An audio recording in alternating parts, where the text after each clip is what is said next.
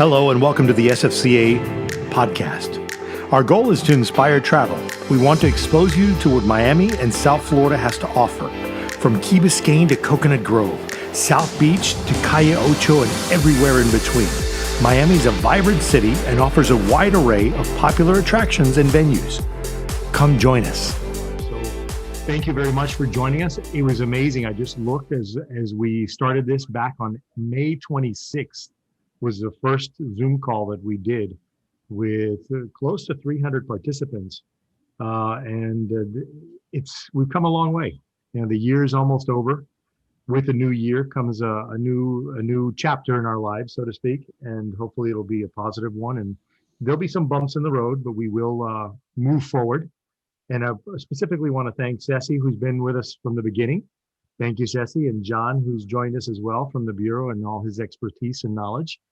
These two individuals have made my position or my job much easier in giving you what's going on, and we learn something. We get motivated, hopefully, and inspired, and continue on with this adventure, if you want to call it that, or journey, so to speak.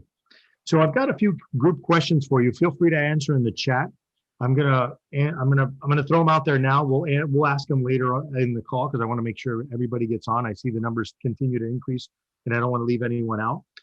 3 questions I'm going to ask the group at the end of the call for those of you that are on. So give it some thought. Are you celebrating Christmas or Noche Buena with family and friends? Next question, again, you'll answer it at the end of the call. How about New Year's Eve? Are you celebrating outside of the home or inviting friends over? And are you waiting eagerly to take the vaccine? Or are you one of those 18% that are skeptical and want to hold off until the rest of the society takes it? So those are 3 questions I'm going to be asking you at the end of the call, but we will begin now. So thank you everyone for joining us. I'm going to turn it over to John so he can give us an overview of how things went during Art Week and what we can look forward to towards the end of this new year and into 2021. John? Great. Thank you so much, Miguel. And good morning, everyone. It's great to be with you this morning as we head into the end of 2021 or 2020. Oh, gosh, can't wait to get to New Year. And so we have had a pretty tricky December here in our destination. And as Miguel mentioned, Art Week, that typical first week of December where we have so much activity and buzz around the arts and culture world. We had a great locals only experience this year in Miami. And so, as I was out and about, seeing what people were up to, what our museums and galleries were doing, there was a lot of local buzz. We unfortunately didn't get the international and visitor traffic that we would typically see during that time period, but that was to be expected. There were a few events that actually ended up being postponed or canceled due to some of our post-Thanksgiving increases in viral caseload here in our community. But a lot of events did go on. There were great activities happening at the Faina, certainly the installation and exhibit on the beach, which was absolutely amazing. The Sagamore Hotel did their annual art brunch on Saturday morning, and it was well attended, very social distance, very responsibly managed with their capacities. And also the city of Miami Beach pulled out all the stops for a lot of their outdoor activities and installations. Certainly the No Vacancy Project gathered a lot of attention with a New York Times feature article on the No Vacancy Project, which featured 10 artworks in 10 hotels throughout Miami Beach. And then we had a lot of other amazing activity throughout the destination. In Wynwood, the Museum of Graffiti has a wonderful exhibit that's still ongoing. I hope everyone gets out there. And then as we continue on through Miami's Arts, Culture, and Heritage Months, which is December through January, we still have a lot of amazing activities still happening. We were thrilled with the reopening of Wynwood Walls last weekend, and Wynwood Walls will be free from now through middle of January, thanks to the Wynwood bid, who is actually underwriting the event and the free attendance. Just so everyone knows, Wynwood Walls is going to an outdoor museum type model where they will actually be charging admission to guests. And this is in response to the tremendous capacity challenges they have with the walls historically, as they typically will see close to 4 million visitors a year. And so this is a way for them to be able to gate the experience, to control capacity, as well as collect a little revenue to help offset the cost of running the walls with capacity restrictions in place. Also, many people aren't aware, Wynwood Walls is an outdoor museum. The artists are paid. They are provided, all of the needs to create the walls. So this would be a great opportunity for Wynwood Walls to be able to expand their activities and programs here in the community. We've been thrilled with what's happening on Lincoln Road with Miami New Drama and the 7 Deadly Sins, which is an outdoor experience where in storefronts where you can actually get live theater. It's actually one of the only live theater experiences you can have in the United States right now, and it's happening right here on Miami Beach. They just announced they are extending 7 Deadly Sins through January 17th. And so that's news, but they have been selling out on the weekends. So buy your tickets early. You can buy them online.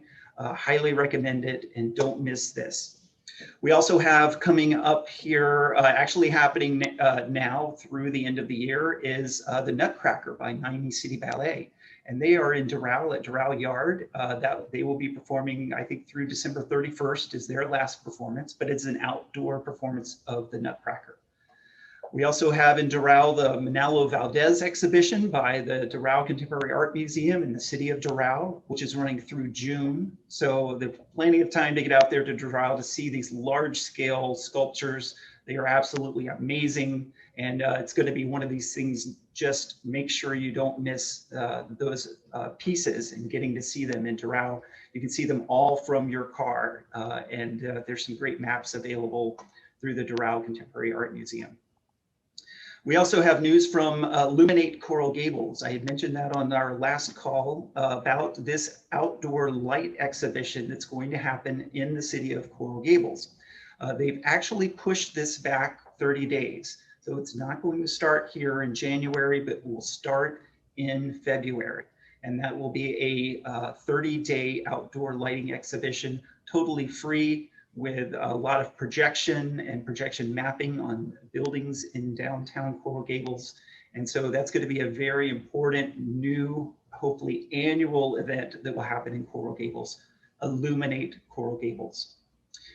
Also have news from Art Deco Weekend. The Miami Design Preservation League will be holding a virtual experience this year, January 16th through the 18th. And so look for that online and hope you can jump online in that experience and celebrate Art Deco with the Design Preservation League. We also caught news early in the month that the South Beach Wine and Food Festival is actually moving their event to May. And so the South Beach Wine and Food Festival will happen on Miami Beach, May 20th through the 23rd. So be sure to mark your calendars for that. Looking forward to a great experience as always with that wonderful, wonderful event that's so important to our community. And then I know Miguel mentioned New Year's Eve, and there are events and activities happening on New Year's Eve. And in fact, we've got an article that I'm going to share a link to in the chat about what's happening in Miami during New Year's Eve. And so as I plop this in here for New Year's Eve, I just want to call out a few highlights, one of which we are still working to get into the article. The Fontainebleau Miami Beach is hosting Nelly on New Year's Eve. I understand they have access to host about 1,000 people on their outdoor lawn and pool deck area. And that is with a capacity restriction in place. But there are going to be a lot of great things happening New Year's Eve here in Miami, and I hope you all will check out what's happening throughout this article here that we've aggregated a few things. The Sagamore is hosting an event. The W Miami is putting together a wonderful thing.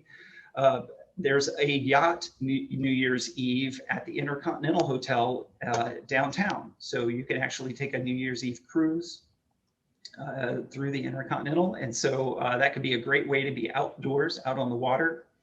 So there are things happening here. There's certainly parting responsibility is important here in Miami. So Uber and Lyft are going to be available for the hopping that you need to do, as well as some free trolleys that are going to be available. And as we know, Mayor Levine Cava has extended our curfew on New Year's Eve to 1 a.m. so that you can ring in the new year in Miami in a responsible way. So those are the high-level highlights of events and activities. Definitely got some more to share. We're thrilled to see the new relief package passed by Congress with some great highlights that are really going to help our community and our local economy. Certainly additional money through the PPP program, which will help our restaurants and hotels. Extension of unemployment benefits, which are so needed right now. I see there's another round of stimulus checks coming our way. One of the things that I'm very excited about, at least from an arts and culture perspective, that will have a great impact on our live performance venues, is there has been $15 billion allocated to support live entertainment venues and cultural institutions. This is unprecedented money from the federal government, but this is a brand new program which will support our arts and culture sector. We anticipate everything from, the Fillmore to the Arts Center to the Colony Theater, all of these great venues that have not been able to operate during the shutdowns of the pandemic will be able to get some great relief funding through the federal government. News from the cruise industry continues to be not so great. However, Royal Caribbean has just announced a new program to actually help support travel agents. And so Royal Caribbean is providing $40 million in interest-free loans to travel agencies to help them get over the hurdle here of the loss of travel and the loss of bookings. And so these loans are going to be available to travel agencies up to $250,000, interest-free, payable back over 3 years. And so Royal Caribbean is doing their part to help try to keep travel and tourism afloat here in the United States. And so we're really thankful for them and all their hard work.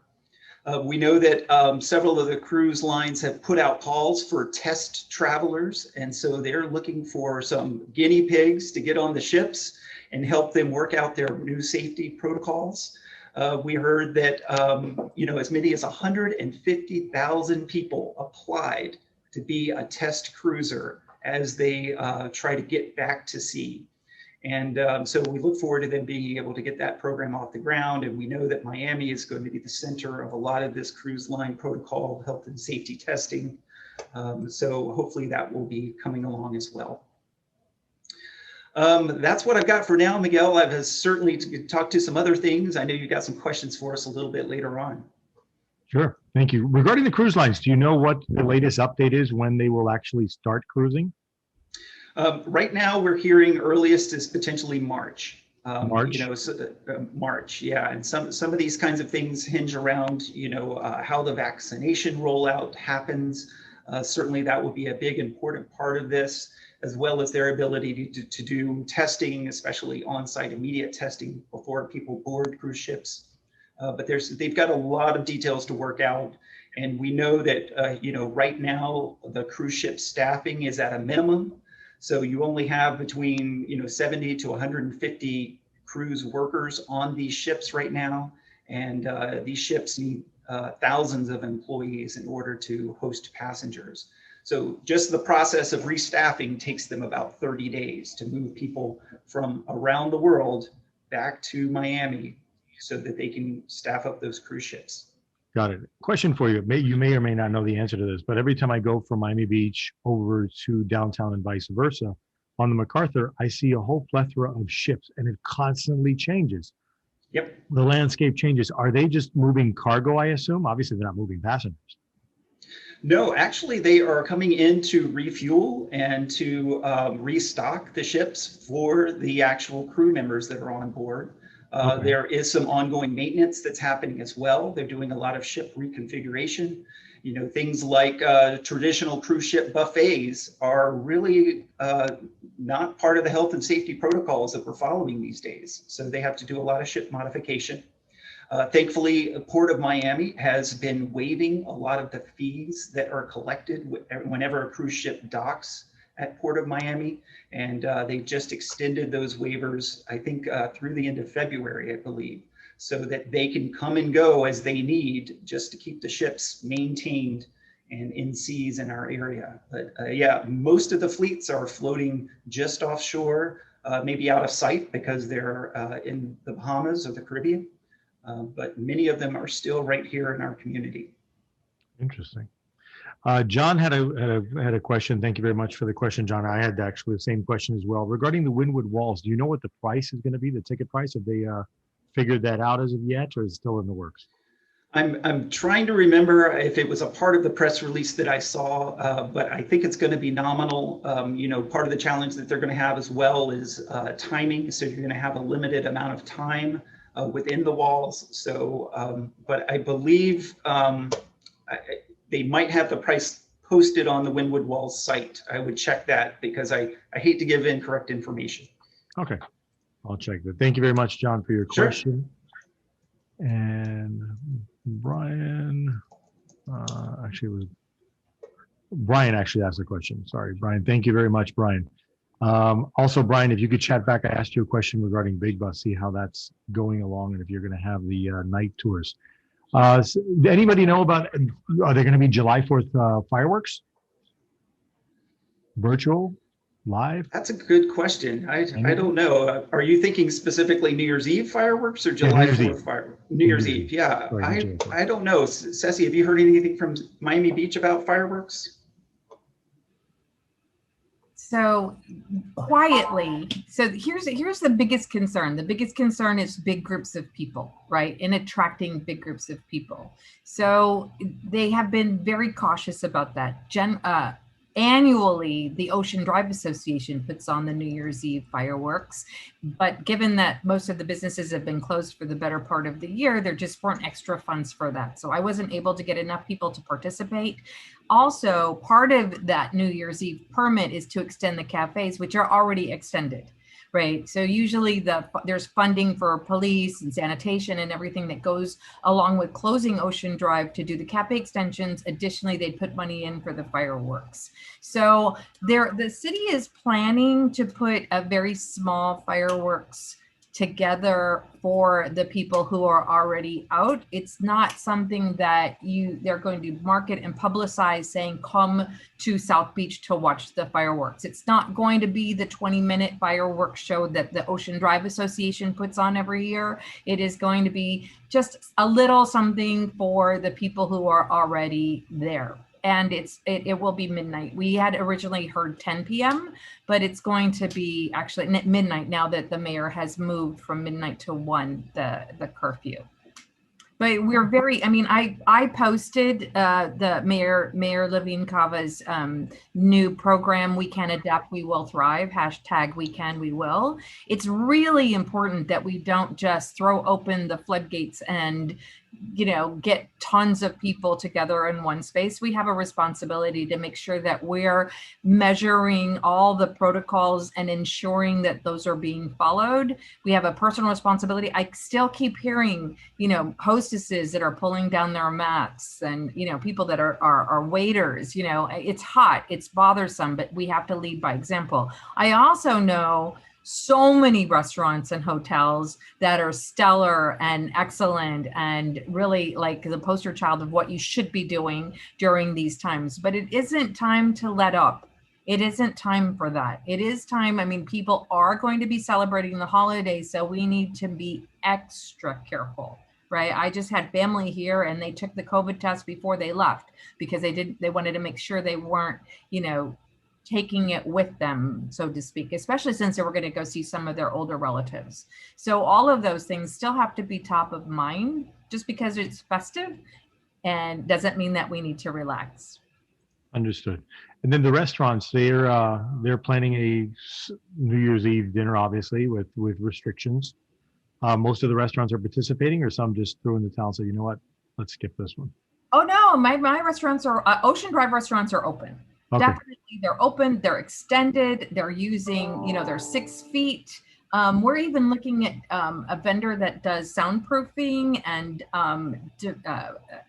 what do you call it? Transparent dividers that want to come in and maybe even give that additional sense of safety. You're still outside, you can still see the outside, but they're almost like cubicle spaces in between the tables. So that added sense of a guarantee that they're doing everything they can to protect you, but you're still outside, you're still on Ocean Drive, you're still, you know, part of that whole South Beach experience. So we're looking at those different things. I know the GMCVB is going to be doing a real highlight all of our hotels that are doing, you know, just a great job, and the different services they're providing, you know, the plexiglass at the front desk and all of those different things that they're providing to make sure that you as a guest, that our guests that are coming are going to be safe and feel safe.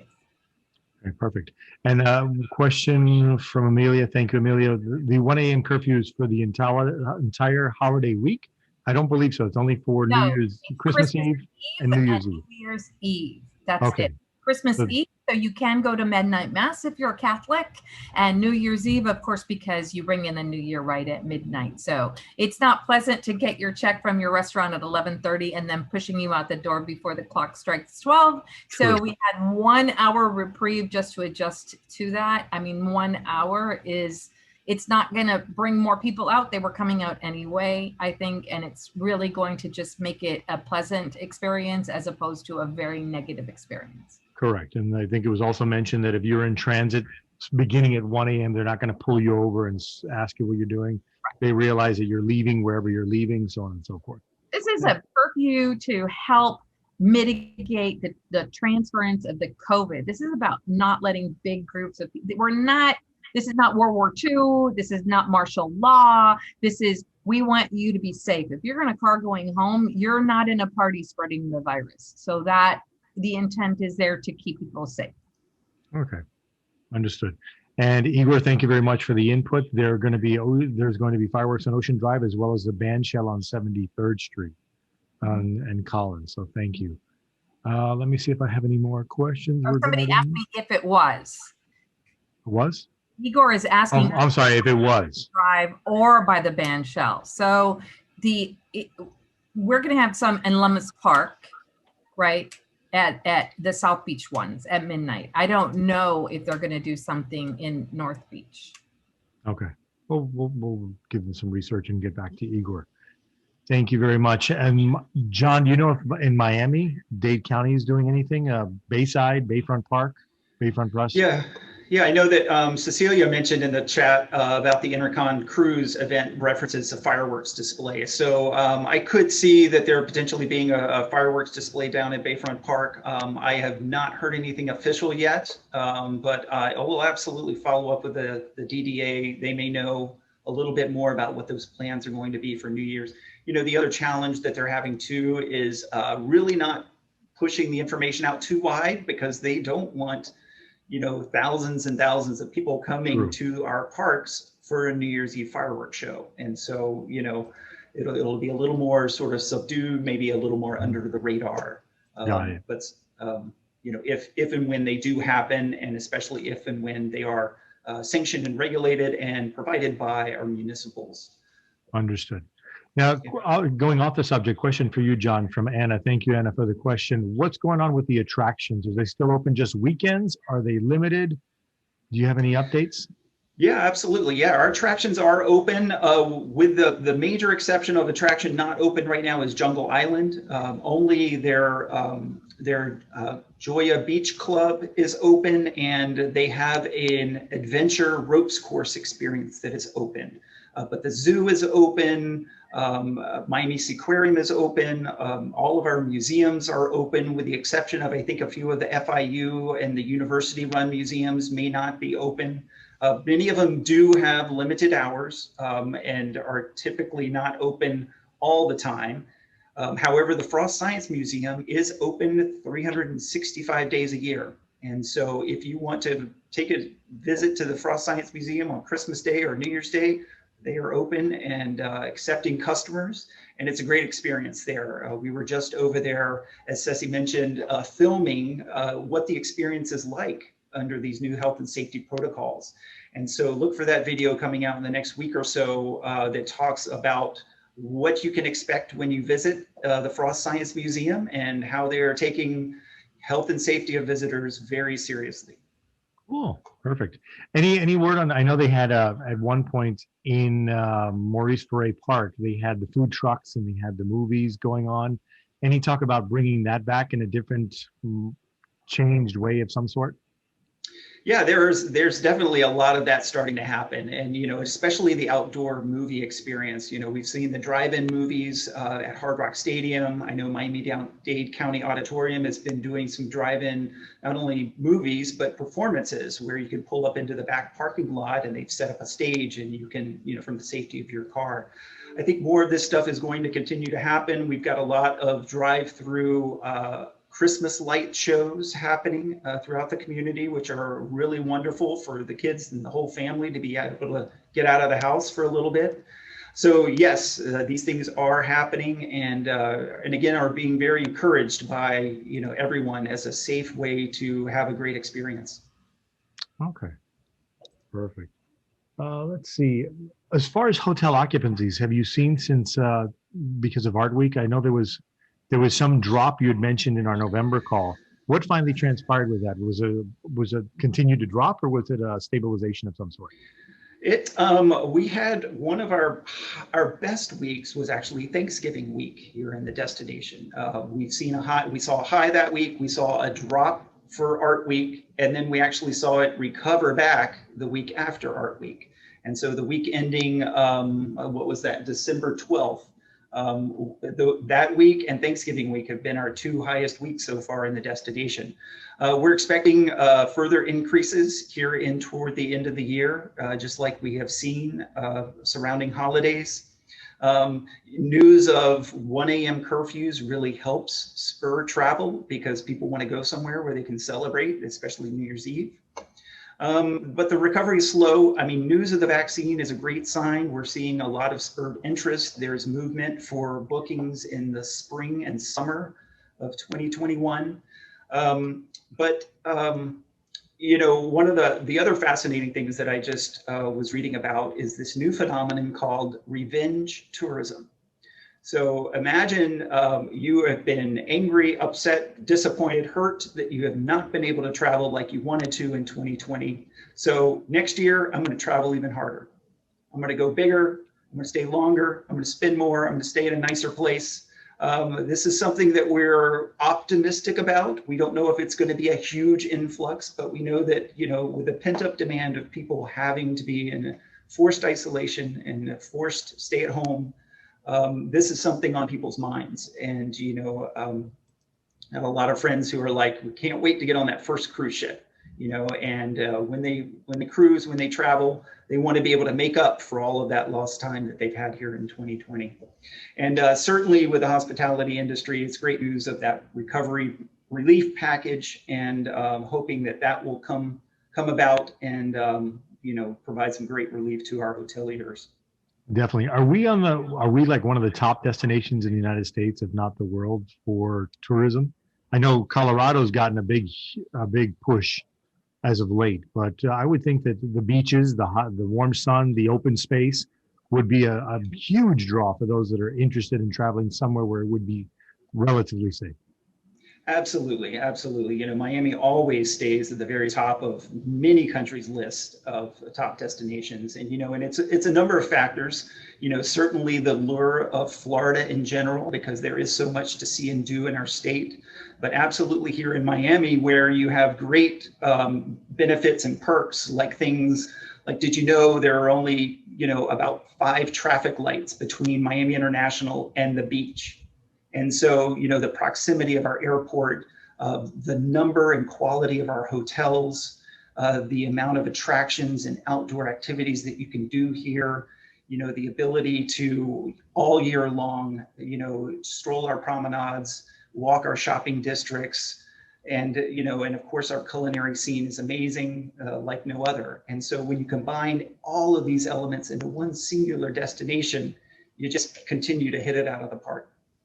Cool. Okay.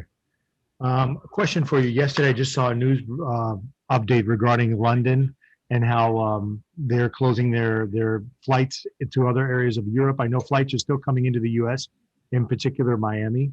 I know the Governor Como was on yesterday stating that he was asking the airlines to please voluntarily take precautionary measures to ensure that nobody coming stateside could potentially be infected. Has anything happened in Miami Airport as well? So Miami International Airport, they're following the guidelines of the CDC and the federal government.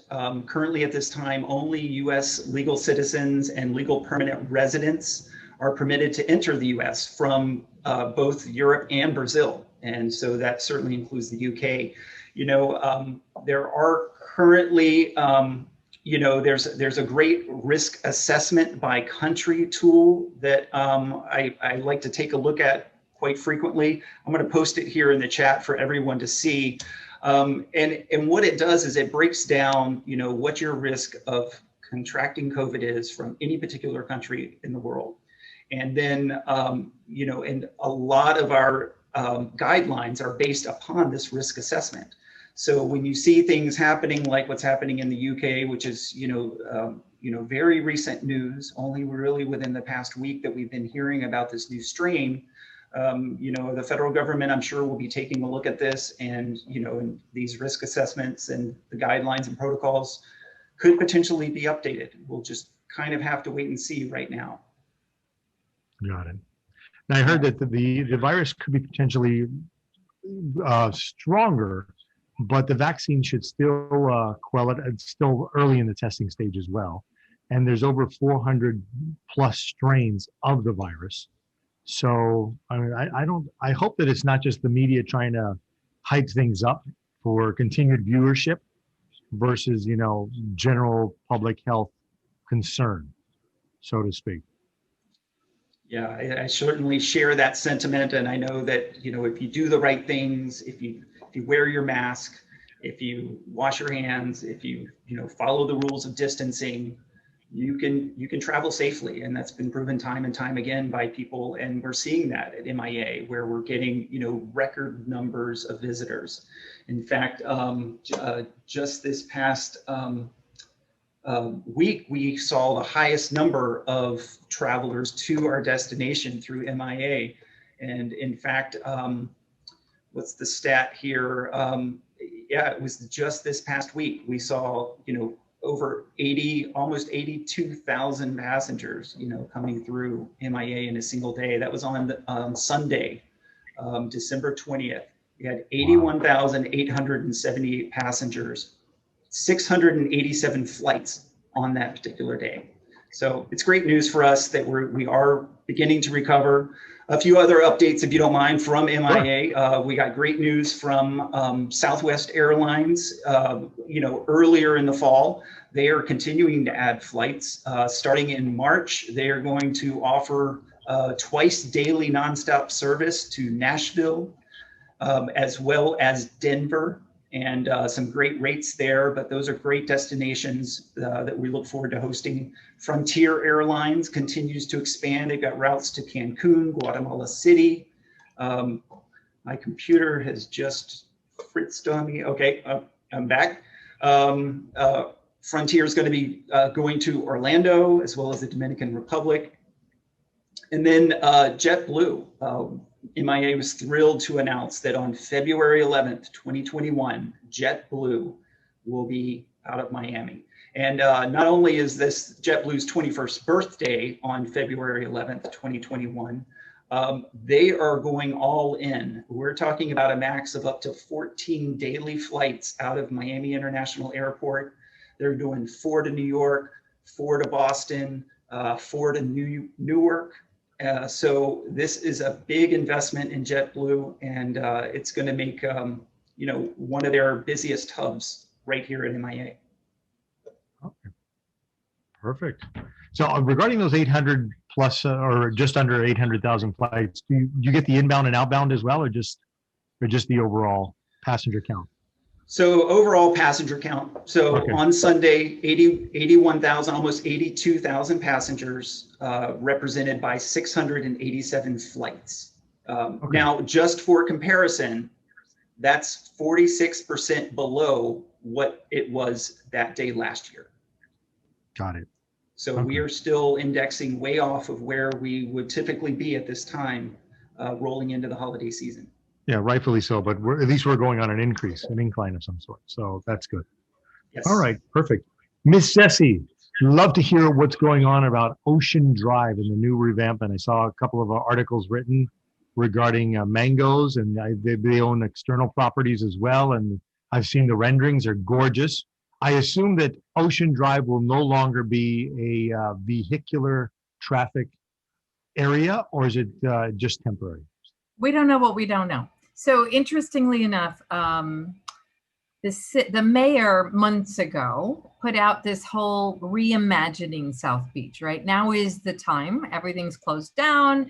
A lot of people didn't know when we could do this because it would be such a hit on the economics of the area. But with COVID, we're hit anyway. So his concept was really big, right? Part of it was rezoning.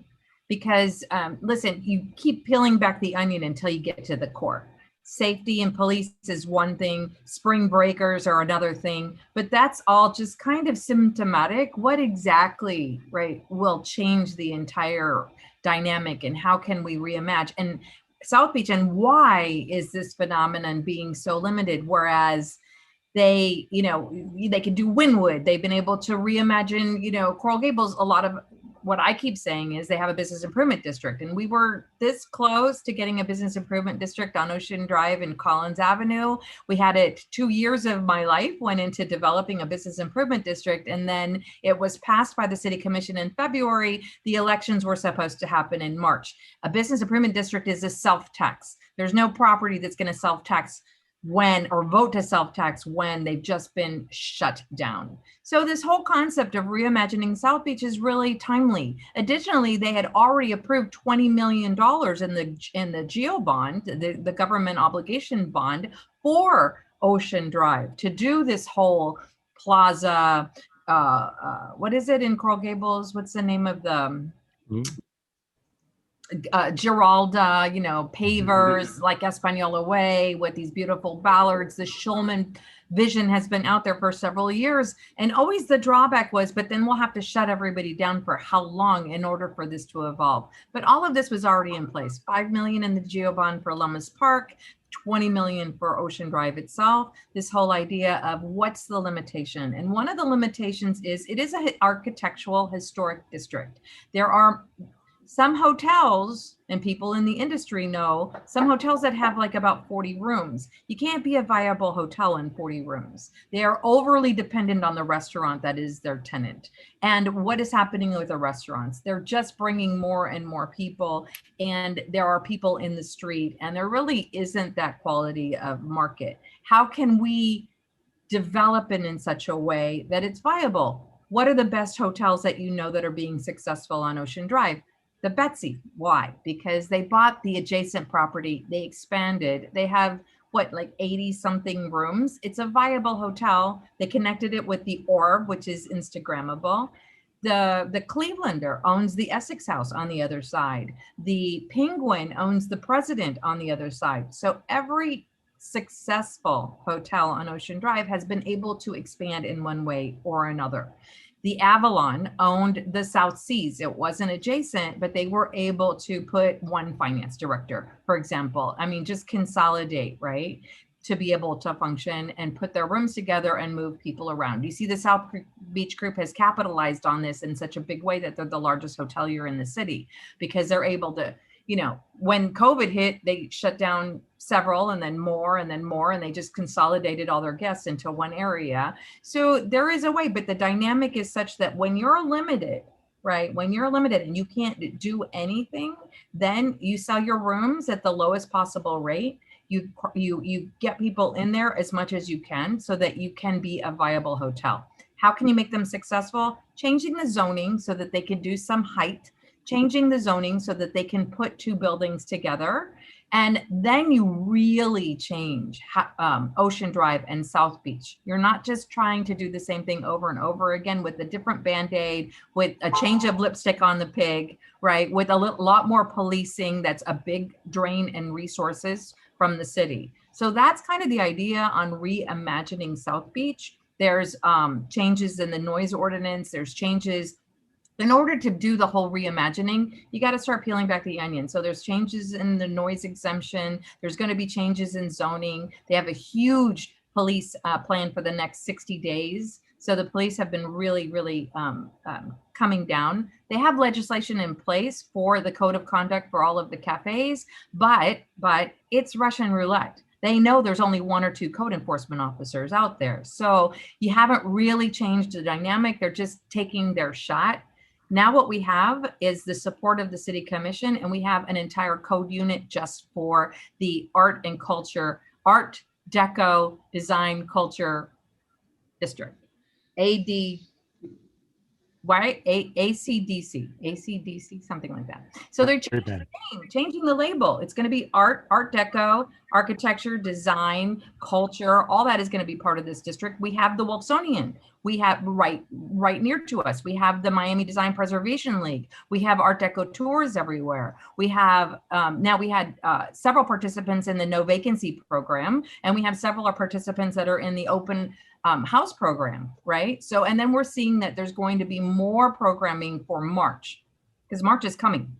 So there needs to be more programming to actually promote social distancing throughout Lummis Park, et cetera. There is going to be now a new Ocean Drive panel, the mayor's panel for Ocean Drive, starting in January. We're fortunate that Jonathan Pletzig is the chairman of the Ocean Drive Association, is also going to chair that. And the people that are involved in that are the people that were involved in the design district, that are property owners on Ocean Drive, some residents that are living on Ocean Drive. I see this to be really productive and incredibly imaginative and creative people that are going to be part of, and Tom Donnell from the Palace is on this panel, right? So this is also preserving some of the history of what's going on and some of the cultural activities for particular communities that are destinations and come to Miami Beach because of this. You know, what is Ocean Drive without the Palace?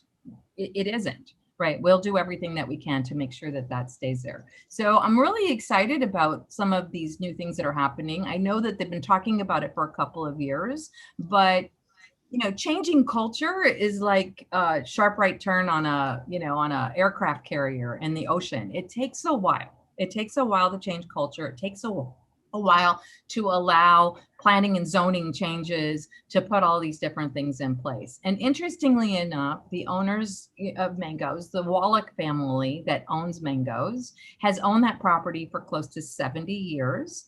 It started off as 2 little hotels, then it became the Eastern Sun, an old folks home that happened to be the first hospice center in the country. They put the 2 hotels together. So it's actually, you know, what I call a double wide. It's 2 50-foot lots and 2 little hotels that have been put together. So if you look at that, it's not really a 50-foot hotel. It's a 100-foot wide hotel. And what they have is options on a couple of properties on the Collins side that have been vacant for years, for rent for years, renovated, perfect, great to go. They couldn't rent it for anything viable. So they have accumulated 3 properties on Collins, the Mangoes property on this side. And they said, listen, if we're really thinking outside of the box and there's a vision, let's participate in that, right? We were part of the visionaries that changed Ocean Drive to what it is today with Mangoes, with Tony Goldman, with Mark Soika, with the News Cafe. Mangoes has been there for 35 years. So now what do? Let's be part of the change. Let's be part of the vision. So their vision and their renderings are just showing what is possible. And they're really hoping to work with a developer that will come in and do a real, you know, in order to make like a 4-star, 5-star hotel, you need a bigger property. So accumulating those properties together, having an attachment to the Ocean Drive side, which, you know, hotels want to have that backyard that opens to Lummis Park and the beach. Having all of that, I thought was a brilliant idea. And it certainly is a vision that hasn't been contemplated when they've been talking about Ocean Drive over the past 10 years, over the past 5 years, over the past 3 years. This is kind of a breakthrough. So right now, that's what's happening. Is it going to stay pedestrian? We don't know.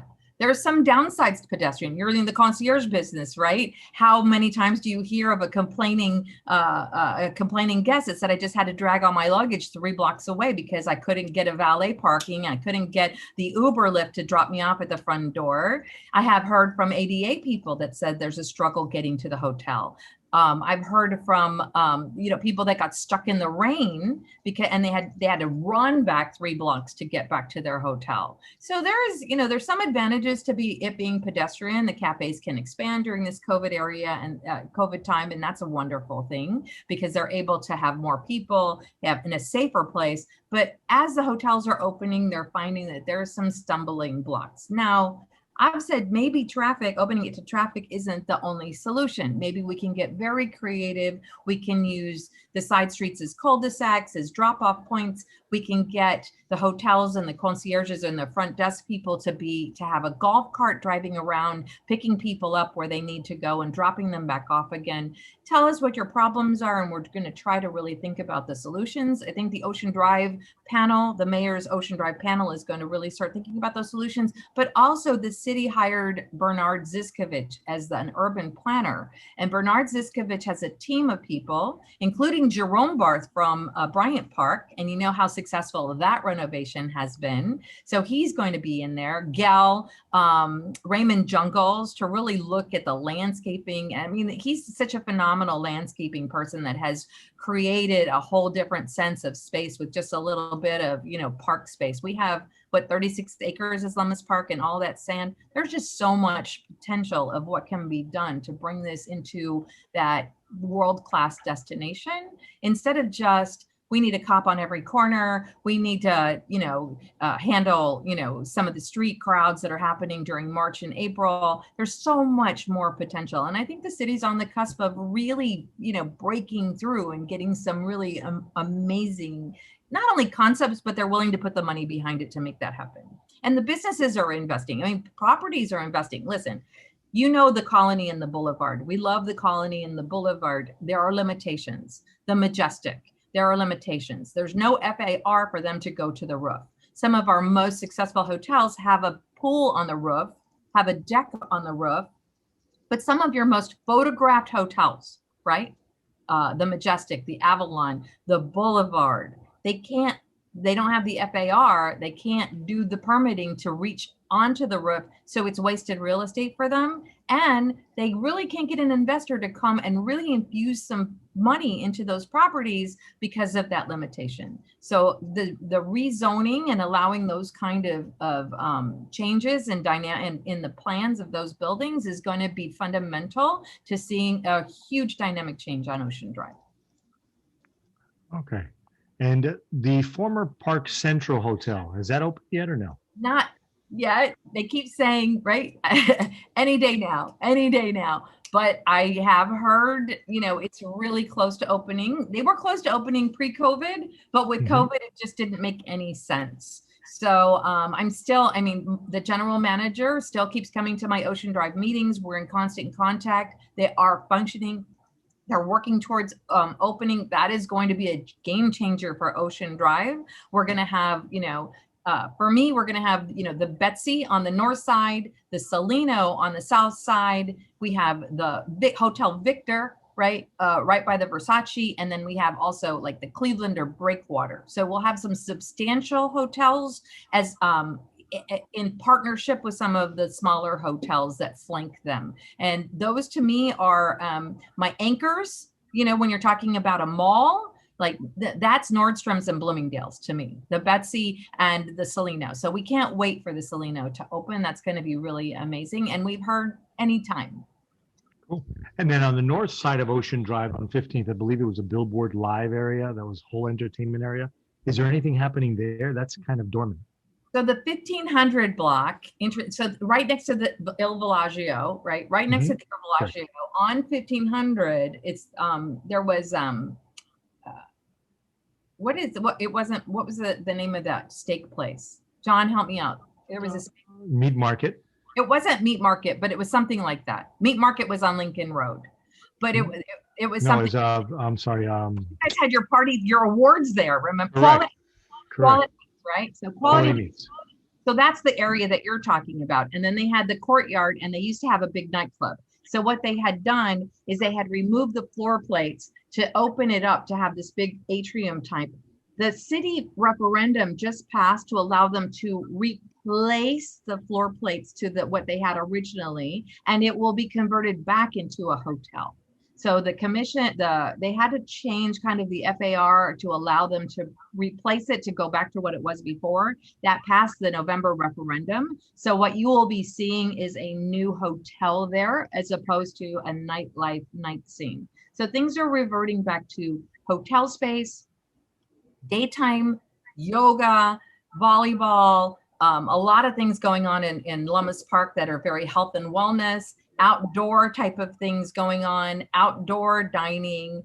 Across the street, that hotel just opened on Collins, and I can't remember the name of the hotel that just opened across from Collins. It's and that's a huge hotel because it also, their backyard courtyard opens up to Washington. So that has just opened. And so that whole area where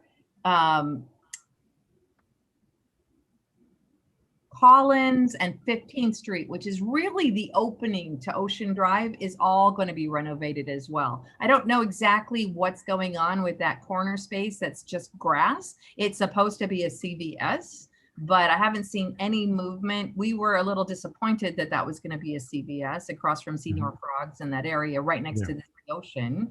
So maybe it's not going to happen, right? I mean, we really kind of don't need one more CVS in that area, but it was passed and they got their approvals to do it. But that's, I like, you know, what you asked about, because that really is the other welcoming area to Ocean Drive. True. Right now, there's vehicular traffic down 15th all the way to 14th Place. Then it stops. And so you see a lot of people turning. We got to do something with that. But the Il Villaggio residents need to have access to, you know, their cars to go in their garages and everything. So that's where that justification is. You got to know that all of those residents, and 1500 has residents, Il Villaggio has residents, they need to get their vehicles in. So that's kind of that idea why the street doesn't stop till 14th Place, but then it does. I like a pedestrian. A lot of people like a pedestrian. I see the hotels, their pain points have to do a lot with valet, drop off, pick up, that type of thing. The police, a lot have to do with people partying in their cars all day long in a public metered space. So they'd like to maybe give that space over to valet, right? And it's been done in different cities that those spaces are free for you to park and pay the meter, but it's valet, right? So the valet is controlling it. People aren't in their cars partying all day long. It's like, the phenomenon is like, what do you call that? Like tailgating?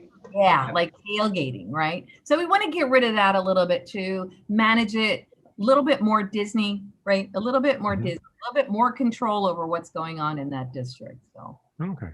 And John mentioned earlier regarding Art Deco weekend, it's going to be virtual from the 16th to the 18th of January. Tell me how that's going to work. We're still kind of waiting to see. I know they've got a lot of guest speakers. They're going to do some virtual lectures and things like that. It'll be interesting to see what Daniel's got planned for that. I've not heard a lot of the detail. I think he's still really trying to work it out. There may be some performance elements as well that'll happen virtually. Okay. Ceci, I don't know if you have any more insights than that. They had a speakeasy just a few days ago. So they have been doing some really interesting things virtually. I mean, the Betsy's been doing something, the Zen and the Art of, every Monday night. So we do have people that have been virtually keeping relevant, pulling culture back in. Daniel's been doing a great job, Miami Design Preservation League, doing a lot of virtual seminars and that. I think it was only a couple of weeks ago that they finally really pulled the trigger on, we're not going to do Art Deco weekend. When South Beach Food and Wine and Food Festival decided that they weren't going to happen in February, Art Deco weekend also decided that they're not going to happen physically in January. So, but really they've been doing wonderful stuff. So, I mean, for them, they're just going to execute. And I think it's going to probably be very intellectual, very educational, but also very entertaining to bring you back to the day of Art Deco. And, you know, we can't wait for them to come back the year after, I think it's the safest thing to do. This is the first 3-day weekend of the year. It's Martin Luther King weekend. So we really don't want flocks of people coming down, during that time. This way they'll come down, they'll stay in the hotel, they'll do their things, but it's not going to be huge groups of people in the street. South Beach Food and Wine Festival, as you said, moved. We talked to them just a few weeks ago. So they also just pulled the trigger that they're not going to do February, they're going to do May. Air and Sea Show is scheduled for Memorial Day weekend. And they are going to take all of their precautions, but they are the #1 recruiter for the Army in the country. This event, the Air and Sea Show. So it's the national salute to America's heroes. They are going to do it. It's going to be Memorial Day weekend. We'll see. Listen, we are concerned about March and April, as we always are during this time of year. We're talking about New Year's Eve, but we're concerned about March and April. Why? None of those spring break events were ever sanctioned, permitted, planned, nothing. It was always kind of this organic phenomenon that happened because outside promoters were trying to bring people in, and they were capitalizing on it for their own, purposes, but it was never a permitted event. So we're concerned about that. We don't know what we don't know. Are people going to come? It's March and April in Miami. People will come. Is it colleges are canceling spring break? We all know that the majority of people that come here in March and April and are partying on the beach and in the park aren't really college people. They're not even college age. So do we think that canceling spring break is going to take a huge impact on this? Not so much. We're preparing, and I know the city had a presentation. We're preparing programming, outdoor programs, Thursday night movies in the park, concert, not a headliner, a concert, right? Volleyballs, a dine around, right? So we can get our restaurants involved in capturing some of this customer base that is out there and keeping people busy. But the idea of the programming in March and April on Miami Beach is to keep active the people who are already here. It's perfect for the concierges. As people start coming in, the concierges could go, and here's a list of things that you can do. It's Thursday, there's a Thursday night movie. It's basketball, volleyball, yoga, all of these different things. But it's something that the concierge in the hotel can give to the guests that are already here. This is not Bruce Springsteen, please come to Miami Beach. This is not about drawing people to Miami Beach. This is about occupying the people that are already here. But the plans are there, and the city is making the decision to fund it to the tune of like $1 million. And I think it's really necessary. I see a lot of kids I call anybody who's like up to 30 years old a kid. I see a lot of kids just kind of wandering around. They're having a great time. They're polite, but they're just kids. They're trying to have fun, right? And if you keep kids occupied, they're going to have a wonderful experience. If you don't, they're going to get in trouble. So that's the idea. True. Drew, how are the restaurants doing on Ocean Drive? Good? Nobody's doing good. I don't think good is a word that we can even use in these times. Nobody's doing. I will tell you, they're doing okay. Some of them are not surviving. Some of them have taken this opportunity and expanded. For example, I was just at the pre-opening of Cafe Americano in the Hotel Victor, and they put a couple $1 million into that. That is a gorgeous. They have Cafe Americano in Caesar's Palace and now at the Victor. It's such a beautiful, beautiful concept. But we lost Sugar Factory during COVID. So we lost Sugar Factory, but another restaurant group kind of took a look at that, negotiated with a hotel, came in, and now has filled that space now that it's time for reopening. So, that's what Winston Churchill, I guess, said, right? Never, what is it? Out of disaster comes opportunity. Absolutely, right? Never let a good crisis go to waste. Correct. Yeah. That's what he said. And this is not a good crisis, but it's a crisis. So there were some people who were, they were fluid enough. They had enough cash flow. They have enough, they have enough credit. They have enough, whatever it is that they could pull together. And now they walked into a place that was a hole, and they were able to expand. So you'll see some of that happening as well. Okay, perfect. We're coming to the end of the call. I wanted to see if anybody had any questions. I had 3 questions that I mentioned at the beginning of the call that we can do by a show of hands. So while we're doing my questions, if you have any questions, please. Okay, we have one from Suat.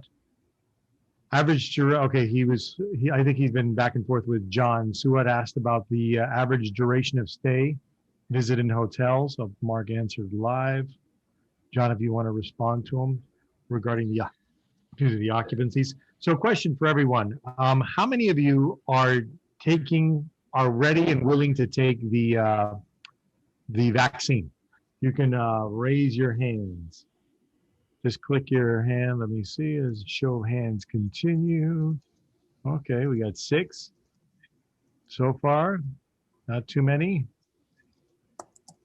All right.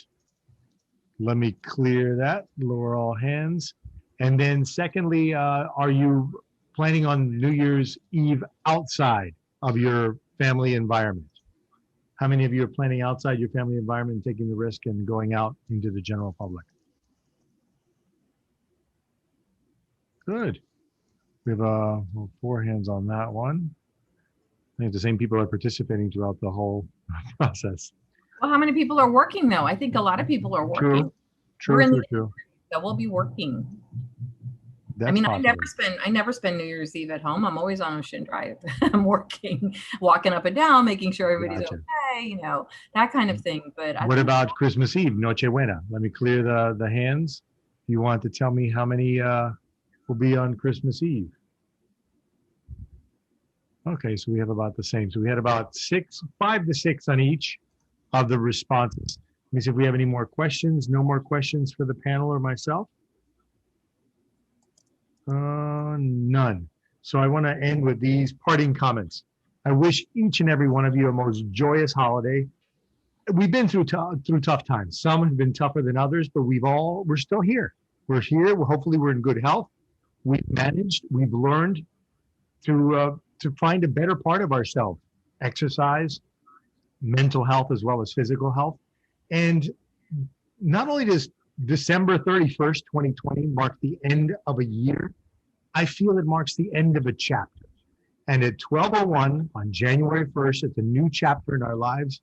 And there'll be some bumps in the road, as I mentioned earlier, but we are going to get through this. And I pray that there'll be a day that I'll never have to wear a mask again because it drives me nuts. I mean, I do it because you have to, but I hope and I pray I don't have to wear a mask again. I would like to get rid of all that plexiglass everywhere and just burn it. And let's get back to our lives. God bless everyone. Thank you. Happy holidays. Merry Christmas. Happy Kwanzaa. Happy Hanukkah. And Happy New Year. Until next time, see you, everyone. Bye-bye. Take care. Our goal is to inspire travel. We want to expose you to what Miami and South Florida has to offer. From Key Biscayne to Coconut Grove, South Beach to Calle Ocho, and everywhere in between. Miami is a vibrant city and offers a wide array of popular attractions and venues. Come join us.